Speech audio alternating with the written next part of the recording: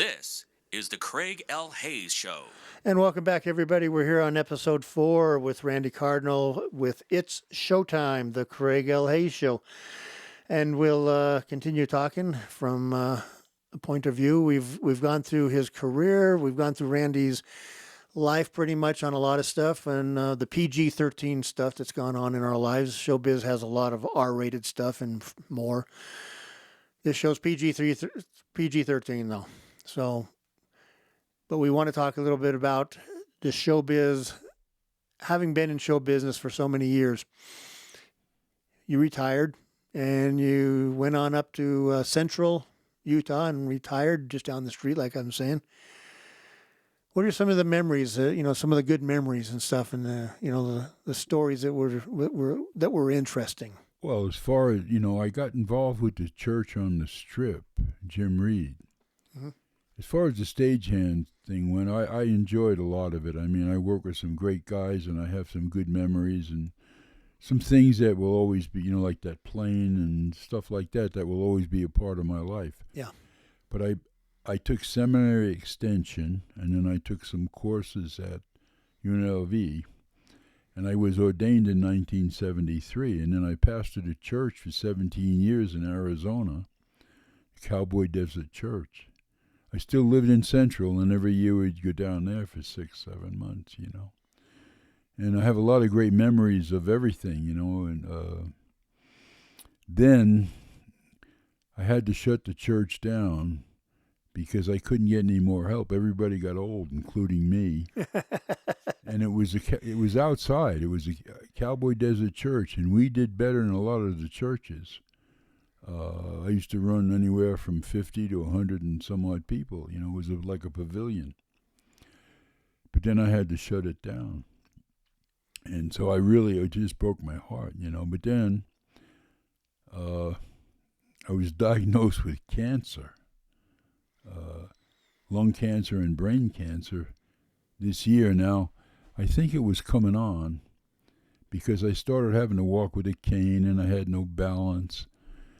And then eventually I got to where I couldn't swallow. I couldn't hardly talk, And so right now I'm on a immune therapy thing, and I did radiation, and it shrunk the tumor in my brainstem.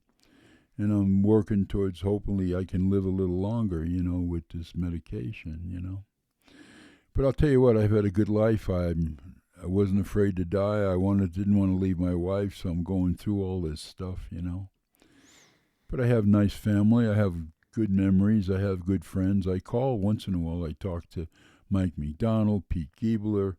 I talk to different guys just to... I work with them and just to shoot the breeze, and so there's a lot of great memories from back then.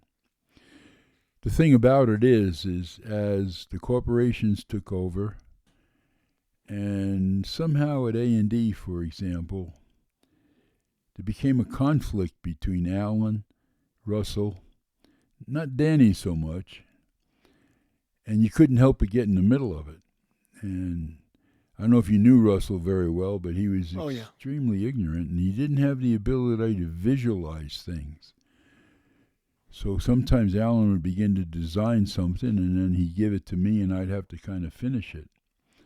And I had enough mechanical, I had enough understanding to work with it. And Russell would go in and start complaining about me because he didn't know what I was doing, but he couldn't visualize. A good builder like Al Bash, he can sit down and look at something and visualize what he's going to do. Yeah. You can. Other guys can. Yeah, just build it in your head several times. He couldn't, so it almost became intolerable. And so eventually that's why I left, because this is ridiculous, Wow, yeah. But I work with, Pete Giebler. Remember? Oh, yeah. Pete? Very well. We put these floors in now. These floors were enormous. But he was a welder too, by the way, but he was such a good carpenter. He'd lay out one corner of the floor, and I think it was and he'd be able to lay the whole thing out without putting the medite down. He'd cut them and mark them, and I couldn't understand how he did it, but he could do it. That's how brilliant. And of course, his dad was brilliant. His dad was an incredible builder. Yeah. You know. And so I have a lot of great memories of things, that you can't take away from me, because I had a good life. But there were some tough times. But I have, I did, like I told you about Elvis, and then I did work for Anne Margaret, and then I did work for the Osmonds, Lola Falana, and others. One of the nicest men I ever met was Dom DeLuise. I have great memories of him. Wow. The way he was on stage is the way he was off stage. And he was just a nice guy. And he used to, he'd meet us for breakfast. I mean, he was just a good person. Yeah. And we didn't gain nothing, but just friendly. And the other wonderful guy I met was Al Rawls, who was Lou Rawls. He would sing without monitors. Now, most singers can't. But he told me you can hear it in your head, and he was incredible. And then there was, what's his name? The guy with the high voice and the Four Seasons, Frankie Valli. Oh, Frankie Valli, okay. What an idiot. Do you know we weren't allowed to watch him when he was on stage? You couldn't watch him. And he could only do a couple of shows and his voice would go. And he wouldn't sing with his group. They had to be in the back, I had some interesting, I learned some things about some of these performers that you wouldn't believe, Yeah. They all have these little quirks. Oh, yeah. Every one of them has some little quirk about stuff. And it's once you realize what it is, it's not a big deal. No. It just, you had to know, Yeah. You just had to know where you stood, But I met some wonderful people. Robert Goulet, Johnny Cash, different guys that were just regular people. They were just regular guys, and you could talk to them. And so I have a lot of good memories of it. I used to have signed pictures, but I can't find them, I can't find a lot of things. Yeah. The only thing I have signed by anybody is right there. Look at this Barry Manilow stuff. Barry. When I retired, Barry came to my retirement party and gave a little bit of a talk, and it was really. What a great performer. Yeah, yeah. The most amazing performer. He is so amazing. He's just incredible, and so that's my Barry Manilow corner over there. Got a couple of things over there because I worked with him over the years, like 20 years. Really? Yeah. And it's and he's always treated me incredibly, because I took care of him. I took care of his crew. I took care of his his show. Made sure they were safe every night. They were safe. Everything was good. That's how I felt about Robert Goulet. He used to send me pictures and Christmas cards and stuff. He was there. I was the stage manager at this point, and he was there for about a year or so. And he had a tough go because of the lady he was married to. But he was a nice man, and he what a voice, I could tell you a neat story about him if you. Yeah, let's have it. Okay, so my wife worked at the power company, and she had a friend that was just in love with Robert Goulet. Now, if you ever heard him sing, when he used to come in and shout at me, like if he'd get mad in my office, I couldn't stand it. He had so much reverb in his voice. It was just incredible. So my wife, we told her we're going to take her to the show, and I talked to Robert, and I said, this woman is in love with you. So we took her and sat her on, where they had the passerelle, we sat her right on the corner. And he went out there, and he sang, and then he went to her, and he was singing to her. And she was just about to die. Oh, wonderful experience. Okay, so then after the show, we were in my office. I'm the stage manager, so I had an office.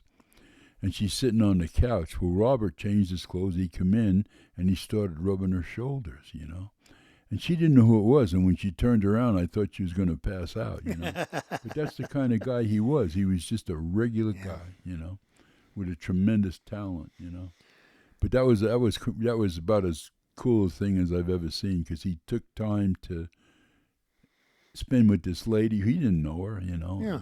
Sometimes they do that. So if they have the time, I have found that a lot of them will do stuff like that if they have the time. But these guys are so busy. When they get off the stage, they got to go over here. They got to do this. They're doing an interview with this person. They got to go meet with this. It's like these guys. I wouldn't want to be an entertainer. These guys, their lives are just chewed up, doing nothing but business. Yeah. I think when they get on stage and perform for an hour and a half or whatever, it must be wonderful because they're not dealing with all that other stuff. They get to just do what they love doing. Yeah. And I work with for Wayne Newton but I can't talk about that because Mr. Las Vegas ain't what you think he is. I better shut up. Like I say, well, they all have their little quirks and stuff. I've worked with him a bunch of times too, and I enjoyed the time with him. And well, he's a wonderful performer. Yeah, great performer. The people around him it just ain't good, It just ain't good. There's and it seems like every organization has the potential to have that kind of a thing going on in it. They use him. Yeah. And he really wasn't a part of it.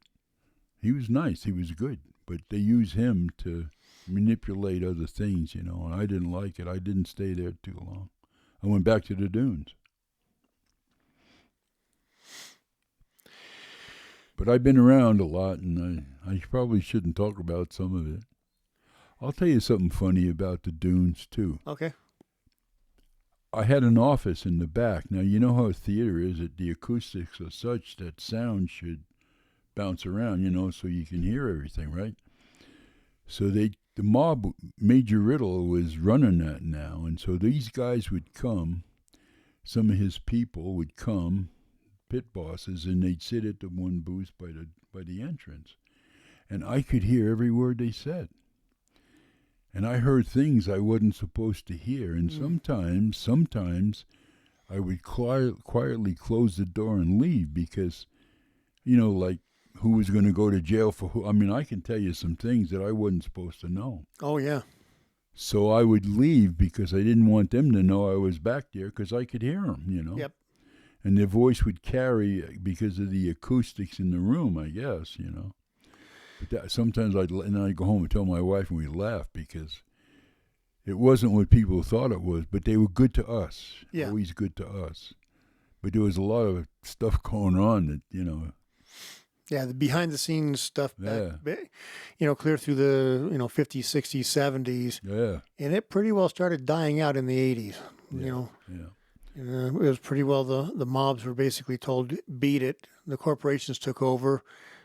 And like they say, corporations, it's just a new mob. Money, yeah. It's just a new mob. It doesn't, and But I had some interesting experiences there with that,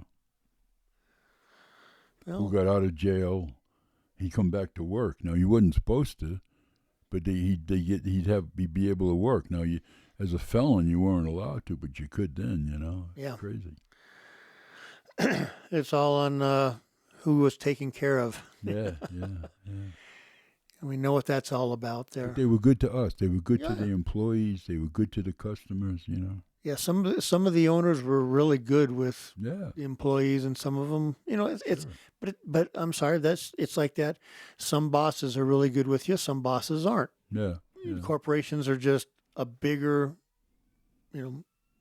part of that. So I don't, Yes, that's true.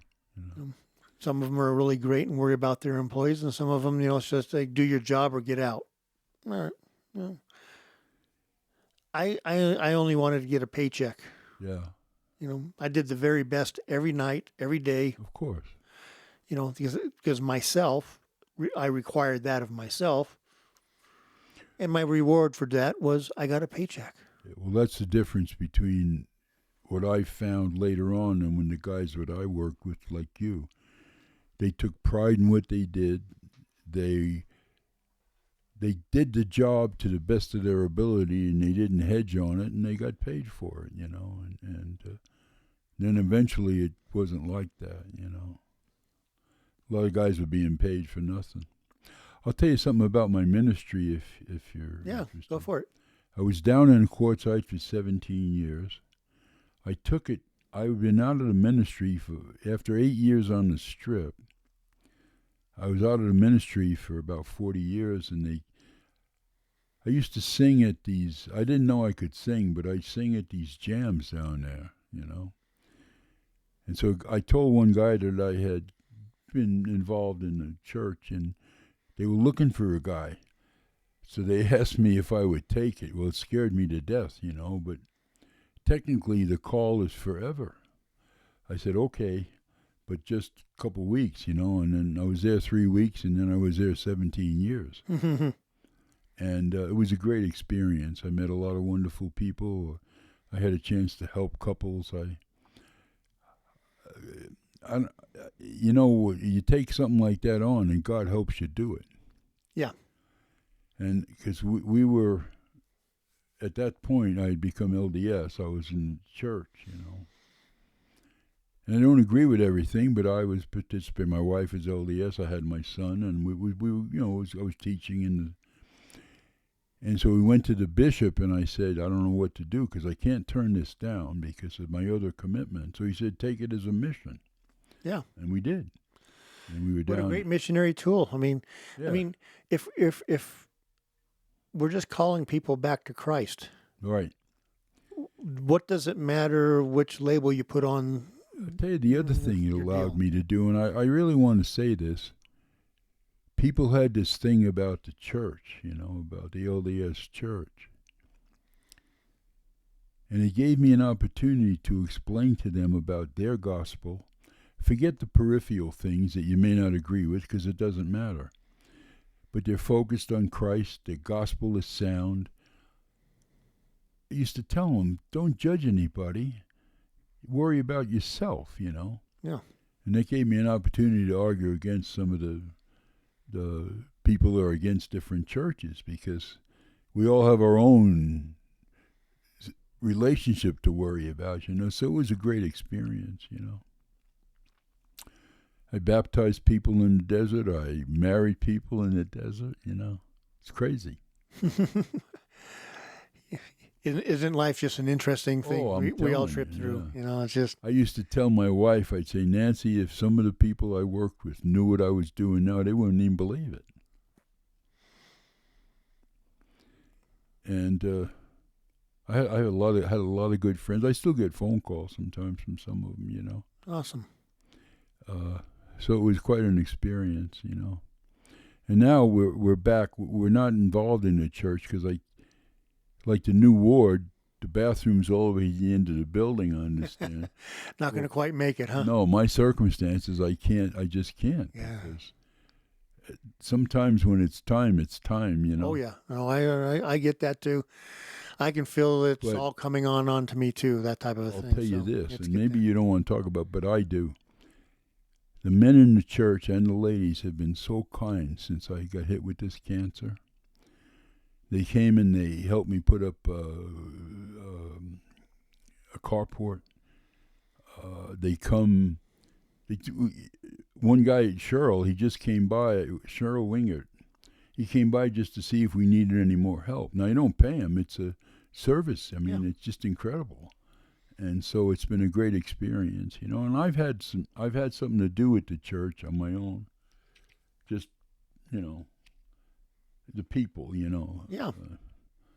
But anyway, so I've had quite a life, and if you might say, you know. And I'm happy.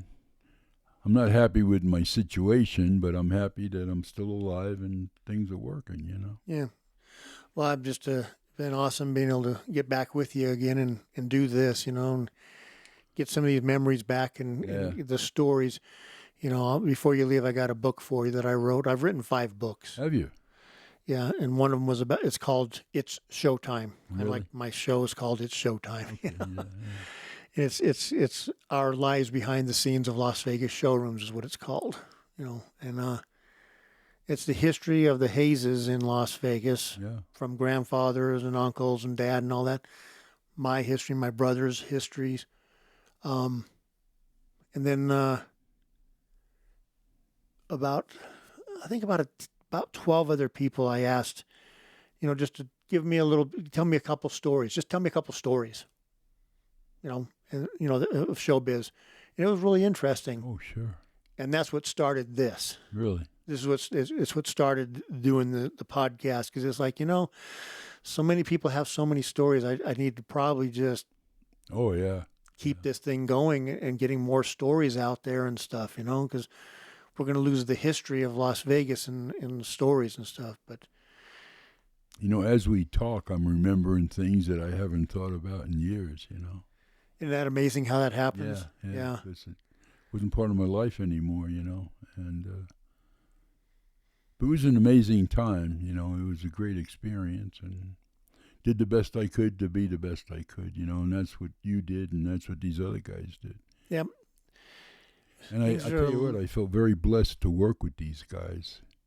I learned a lot from all of them, and taught some others. I taught welding, for about 8 years and such, and Yeah, and you passed on what you got. what I could. That's yeah. what it was supposed to be, Yeah. And I would tell people all the times I'd get these youngsters working on stage there at the Westgate, the Hilton.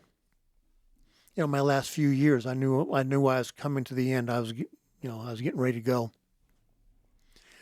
I'd tell them, please let me teach you everything I know. Yeah. I have all this knowledge I'd like to give to somebody and pass it on to someone. No one ever did. No, really. Yeah. I could tell you how to do everything on this stage on just unbelievable stuff, and It's a different world, and they just didn't. Nobody wanted to really put the effort into it. I'm like, I don't understand that. You worked for free on a stage for how many years before they let you even get paid? 18 months. Yeah, and I worked for a year at half scale, and then it got to bump up a little bit, then a little bit more. It was like. And I did it for the knowledge, and I worked places for free just to get the knowledge of why we were doing certain things. I don't see that same kind of conviction on a lot of people, and it saddens me because our local suffers from that, because we don't have the talent pool because of that. People not wanting to do it. Anyways, we're getting onto a subject of how do we fix things that are basically unfixable by you and I. I wish we could fix it, but the thing is that we were part of show. We were really part of the show, even though we weren't out front. Even the dancers, in other words, they realized we were part of that show. Yeah, it wasn't just a job. We wanted it to be good for them, and But now I think maybe it's just a job. Nobody's interested in it. Just go home, go do your work, get paid, Yeah, and they want it to be a good time. People want to go to work and have fun. Well, no, do your job. But actually, when you're doing your job, that you did have fun. Yeah. Because you were success, Yeah. I tell you what I've been doing. I've accumulated a lot of tools, and I found a young man here in Central, and I've given him and other ones tools. I don't sell them, I give them. And the basis is I tell them I want you to make a good living as I made a good living with these tools. Yeah, that's nice. And so I just give them out, I'm not going to use them, And rather than try to yard sale them, I'm not going to get a lot of money for them. No. But for example, Doran Jones, he's in the ward, Central Ward. I've given him a lot of tools. He gives me firewood, and we kind of trade off, but I want him to make a good living as I made with those tools, Yeah. I want him to go on, And I think that's part of it, Just as guys like Pat Huffine and those helped me learn how to use my tool, it's just something you do, but I don't know about now, And for someone not to take advantage of your knowledge when you offer it is incredibly stupid. I just don't understand. Yeah, it. I didn't get it either. No. And I had one guy that was kind of interested in it. I mean, the one that took advantage of it was my props lady, Kelly. She took advantage of it and wanted to try to learn everything I had, And I had a youngster that kind of wanted to learn a little bit about. And so I said, okay, well, hang with me on a show, and and be with me, and I'm gonna show you what it takes to be me. Sure. And we got done, and he was like, I don't know how you keep track of this stuff. Oh, I no. don't know how you, I don't know how you got it. You figured everything. I don't know how you did it. Yeah. I said, well, that's my every day, all That's what day. you do. Yeah. Yeah. Yeah. And if you want to do the job, that's going to be your day every day. Just what it Yeah, is. it's different, you know. Yeah. Yeah. Well, Randy, I want to thank you. No, thank you. Thanks for coming over here, man. I'm so this glad you were able to. We finally got this to happen. We've been trying for we've been trying for a while here, but we finally got it to happen, and I'm so happy to see you again and Oh, yeah. hear that you're actually you're improving a little. That's awesome. Yeah. It looks like everything's working now, so Thank heavens. I'll be around for a little while anyway, Yeah, we got to pester people a little bit longer. That's a good deal, And I appreciate being here to do this. I've really enjoyed this, and so I thank you, Well, we're going to get a couple pictures with you so I can put your face on your program on the show. That way that people can look at you and go, what happened to him? Yeah, they don't. My wife said nobody will ever recognize you. Oh, I don't know. Al Tallman and those guys, they listen to the show, and a bunch of these guys. Don Toto, Yeah. he does. I loved him. Yeah, I he's a kept great him on guy. as long as I could. But a lot of these guys, they'll remember who you are, and they if they see your face, they're gonna go, "Holy crud, is he still around?" Ross Pallone was another one. I don't know if you knew Ross, I but did his not. wife was Jenny. His daughter worked in the Dune show, and I put him on, and he was another good man. He was older. Anyway, thank you. Thanks very much, and I appreciate it. So, folks, that wraps up the interview with Randy Cardinal. And until we meet again, I'm going to do some more interviews down in Vegas coming up. And these are going to be really interesting, too. Some ones I've never done before with people that you wouldn't expect to be on this podcast. And until then, folks, thank you very much. And Talbot, take it away. This is the Craig L. Hayes Show. Hear my phone ring, and you better get. My wife's probably thinking I'm dead somewhere on the road. Yeah, I'll get it for you. Let me grab that. Let me get it for you. I didn't know it was going to take this much time. Well, it takes longer than people think, I had because no you idea. start talking and it just Yeah. keeps on going and stuff. So wherever my phone is, you better. here's your phone, so you can. Yeah, I'm sure she's called me 100 times. Yeah. Voicemail. Well, we don't want her getting nervous. Pull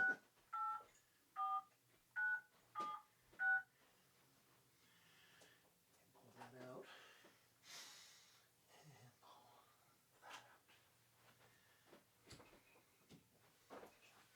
Hi. No, that's fine. I didn't know I was going to be here this long. We did 4 shows. 4 shows. And so, but I'm okay, and I couldn't have I tried to put it on vibrate, but I couldn't, so it rang, so we had to put it in another room,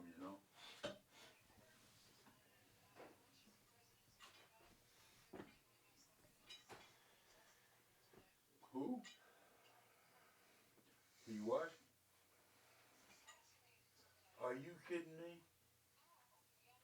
Oh.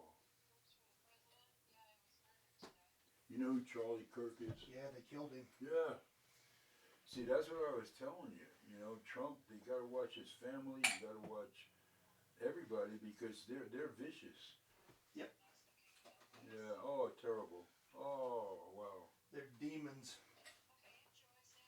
Yeah, well, I'm just going to stop at the dollar store because we need some crazy glue and then I'll come home. I'm going to leave shortly. Yeah, okay. All right, bye. You met him. You've met him and you met John. We've seen him a couple of times. We saw John at the hamburger joint, and that's how I